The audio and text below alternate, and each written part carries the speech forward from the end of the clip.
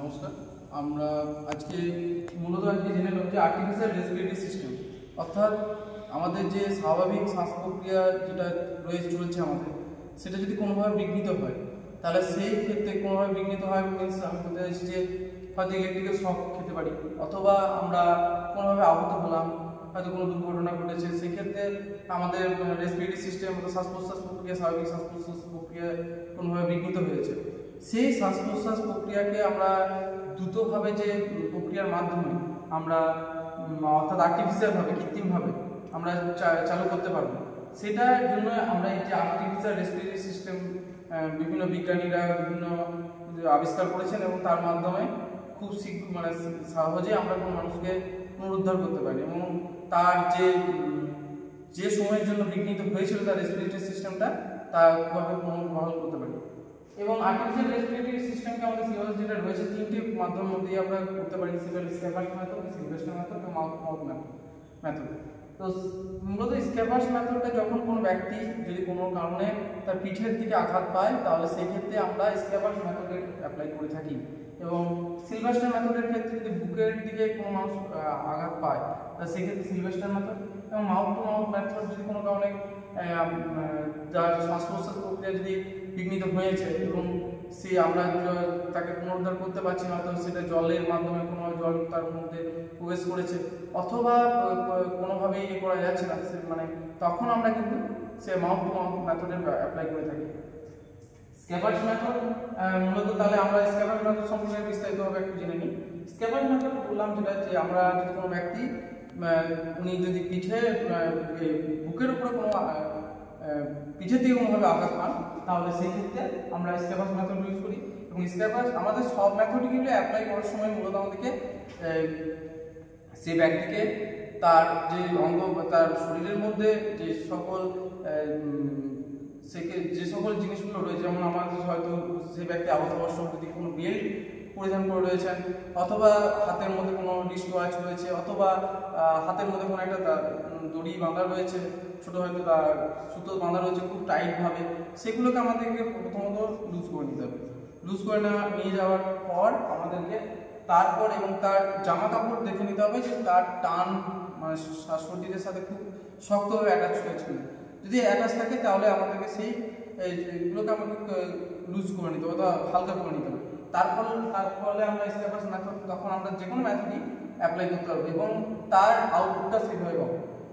স্ক্যাপার্স মেথডের ক্ষেত্রেও সেম আমরা করবো, যে আমরা কোনো ব্যক্তিকে আমরা যদি সেই মেথড ব্যবহার করছি, তখন আমাকে মানুষকে কী করতে হবে, তার মাথাটাকে একজন ব্যক্তিকে ধরতে হবে এবং তার বাকি শরীরের অংশটাকে দুজন ব্যক্তিকে দিয়ে ঘুরিয়ে নিতে হবে, এবং ঘুরিয়ে নেওয়ার পর তার মাথাটাকে একদিকে করে নিতে হবে, এবং দ্বিতীয়ত যে হাত দুটো রয়েছে নর্মাল পজিশনে রাখতে হবে, এবং নর্মাল পজিশনে যে সোজা পজিশনে রাখতে হবে, এবং হাতের মুঠো যাতে না থাকে সেগুলো দেখতে হবে, রাখতে হবে।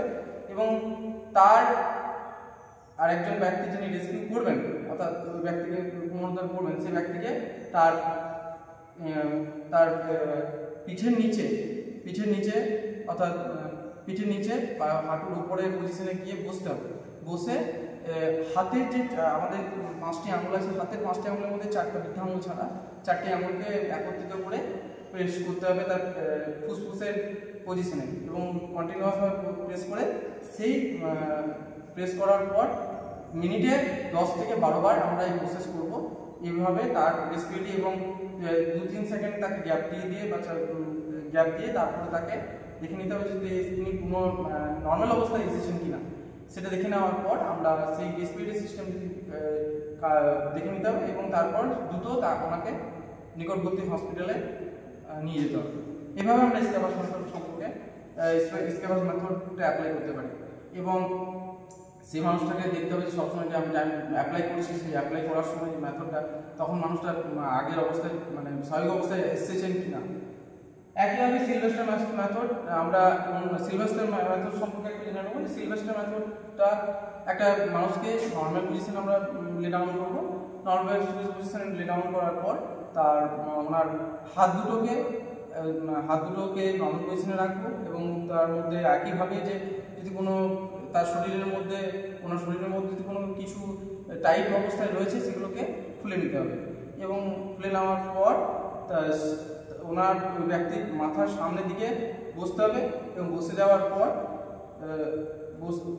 পর আমরা কি করব, হাত দুটোকে ধরে ওনার হাত দুটোকে শক্ত করে মুঠো করে ধরে বুকের উপরে আহত ব্যক্তির হাত দুটোকে ধরে বুকের উপরে প্রেস করব। সেটা 1 2 3 ভাবে এবং সেটাও মিনিটে 10 থেকে 15 বার অ্যাপ্লাই করব এবং তার করার পর সেটাগুলোকে নর্মাল পজিশনে আবার নিয়ে আসবো এবং হাত দুটোকে আবার এইভাবে মাথার দুদিকে নিয়ে আসবো এবং খুলে দেবো, উঠিয়ে দেবো। আবার সেমভাবে আবার নিয়ে আসবো এবং সেম আবার বুকের মধ্যে অ্যাপ্লাই করবো এবং অ্যাপ্লাই করার পর সেটা আমরা দেখতে পাবো। যদি দেখতে পাই মানুষটা স্বাভাবিক অবস্থায় ফিরে আসছে তাহলে আর করবো না এবং সেটা এইভাবে 1 2 3 4 5 স্টেপের মাধ্যমে সিলভাস্টার মেথড ইউজ করবো। এবং মাউথ টু মাউথ মেথড আমরা দেখবো যে কোনো ব্যক্তিকে নর্মাল পজিশনে করে তার মুখের মাধ্যমে যে রেস্কিউ করবেন ওনার মুখের মাধ্যমে বাতাস ওনার শরীরের মুখের মাধ্যমে প্রবেশ করানো হবে এবং বাতাস ঢোকানো হবে, মুখের অংশটাকে খুলে তার বাতাস ভেতর দিকে প্রবেশ করা হবে এবং বের করা হবে এবং একবার করে ঢোকানো হবে, একবার করে বের করা। এইভাবে কিন্তু মাউথ টু মাউথ মেথডে অ্যাপ্লাই করা। এইভাবে আমরা এই 3টে মেথড সম্পর্কে আমরা জেনে নিলাম। পরবর্তীকালে আমরা আরও এই ট্রেড সম্পর্কে আমরা জানব। ধন্যবাদ।